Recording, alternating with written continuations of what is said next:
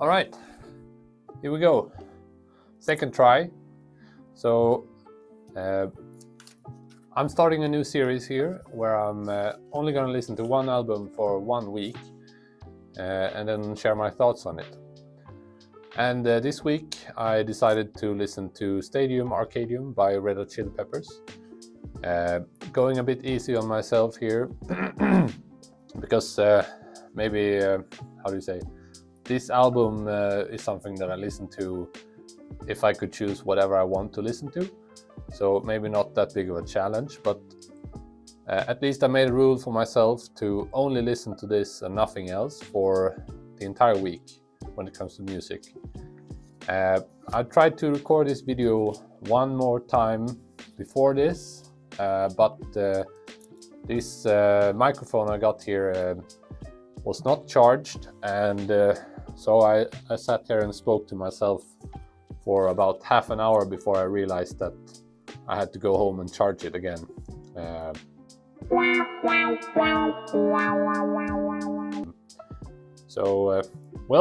here we go. Stadium Arcadium. Where do we start? So, in this video I will give you a quick context on the album that I'm listening to. I will talk shortly about the awards and recognition about it, make a short analysis of what I like and what I don't like, and generally speaking about the album, some fun facts, and then a quick summary and an overall score, I guess you could say. So starting from the beginning, here we have Stadium Arcadium. It's the 9th album, studio album by Red Hot Chili Peppers. The setup is the classical lineup, if you ask me, or if you ask most people. We have Anthony Kiedis on vocal, we have John Frusciante back on guitar. Here we have Flea on bass, and we have Chad Smith on drums. So it was released in 2006, and generally, if you maybe ask most people what type of sound Red Hot Chili Peppers is, I think most people would describe this album and the sound that it has to be their most typical or most famous sound. It was produced by Rick Rubin, who is, I guess you could say, the favorite producer for the band, since he has produced quite a few albums before this together with them. Also, he was the producer on Blood Sugar Sex Magik for the first time, working with the band, which was their sort of debut into the bigger settings, or more made them into more of a rock stars than locally famous band, you know. So quickly, we have a bit of a context. If you're not familiar with the Red Hot Chili Peppers, it's kind of like a rock, funk, pop band, also a bit of a punk mix, with quite a unique sound for an alternative band. Quite a unique sound in general, actually, but still, it's, when it comes to rock music, I guess arguably you could say they're one of the biggest bands at the moment, who's still active. Maybe some people will dispute that fact, but so the band was originally formed in 1983 with a bit of a different setup. It was Anthony Kiedis and Flea, who's still in the band, who were originally really good mates, and they also had other friends, and their original guitarist was Hillel Slovak, who later overdosed on heroin. I think it was Jack Irons who was the drummer from the beginning.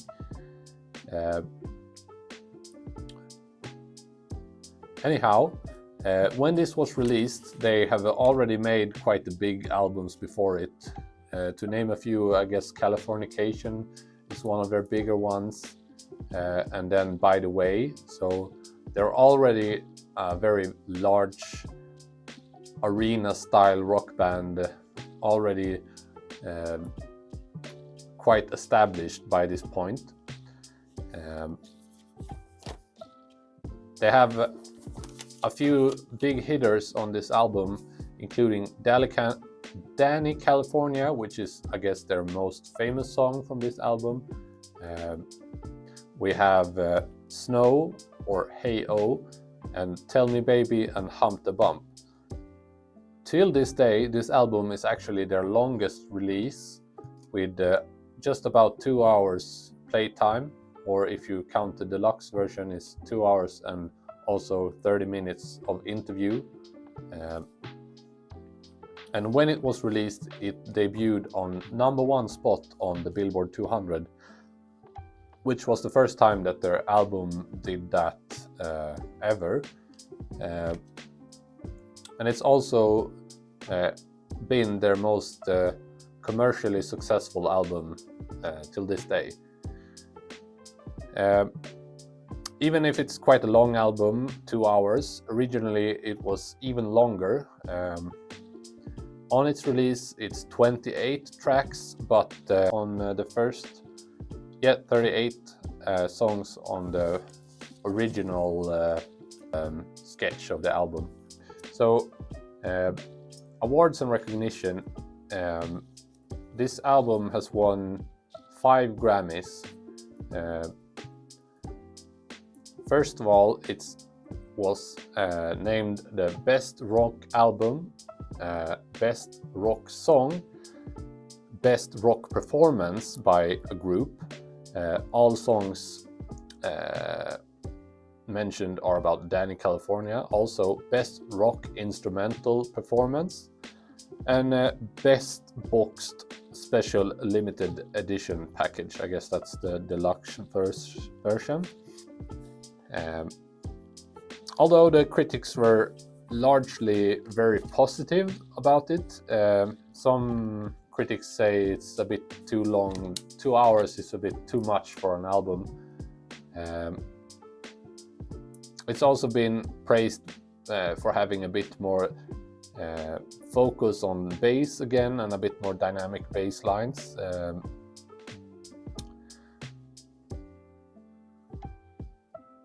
And also been praised for being a bit more mature.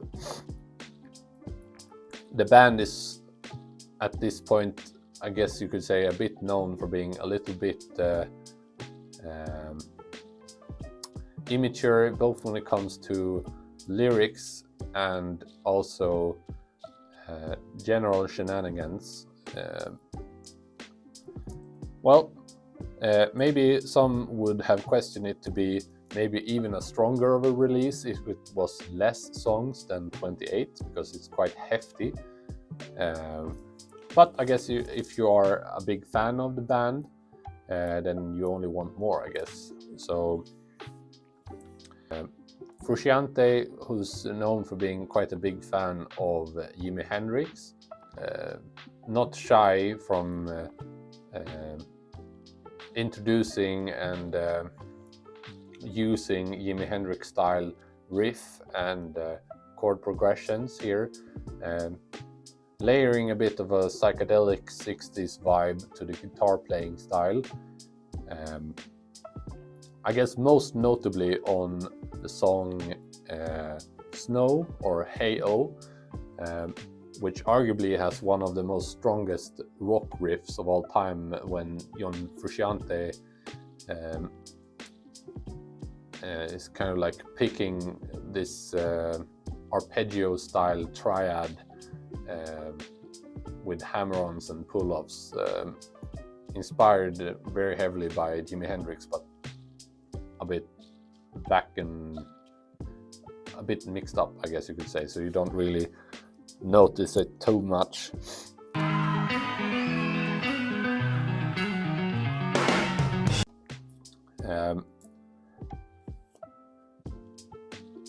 Thematically, this album is, I guess you could say, in two camps. One being very anthem style, arena style rock songs like Danny California, which is quite powerful and upbeat, I guess you could say, combining songs with a bit more slower vibe and more emotional style, like Slow Shida maybe. Coming from producing the album By the Way in 2002, John had a very specific intention with his songs on that album, which is really focused on his way of writing, which kind of sidesteps the way that Flea likes to play, or is a lot less funky than their original way of playing. So both critically but also within the band, it kind of created a bit of a divide or tensions between the band members, where they were not really maybe allowing everyone to have their input, and also mostly for Flea or Shad, they were not playing the type of songs that they maybe really wanted to play. Going from that, here in 2006, creating this album Stadium Arcadium, they're going back to being more in harmony, and they've been quoted to saying that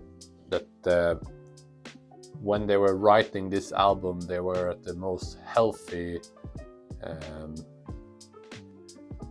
periods, cooperating with each other, and also not having been weighed down by addiction and other substances that previously also created a bit of tension between the band members.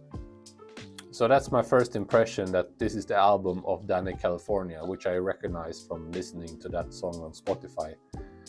And I really love that music video. It's such a great music video. If you haven't seen it, be sure to look up that one.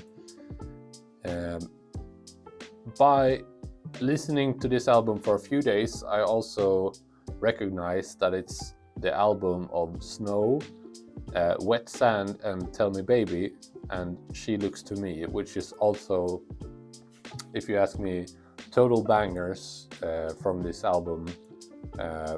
Really good songs as well.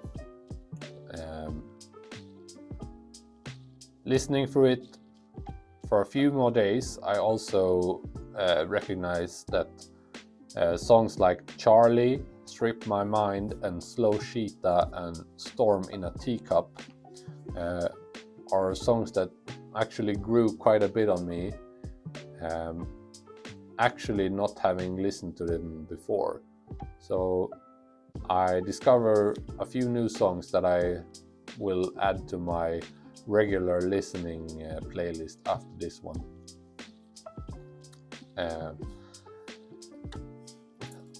And by the end of the week, I would say, a short summary, I would say that this album, still listening to it, only this album for 1 week, I'm still not tired of it. I could probably listen to it for a few weeks before I get tired by the songs. So I guess that's quite a quality mark, and also maybe a little bit dependent on being quite a long album, so there's been quite a lot of different songs to listen to. But still, if it was not so well produced and if the songs were not that good, I would not be listening to it for that much of a time. Alright, big picture. So, short summary, I guess you could say Stadium Arcadium is an album really summarizing the sound of Red Hot Chili Peppers. Maybe to me it's the sound that they have on their peak. So having gone from made a few really good albums. I guess this is the peak of their creation, and then slowing down a bit afterwards, not having so powerful releases afterwards. Although I like some songs on their later releases as well. A really long album, a few songs that are really nice.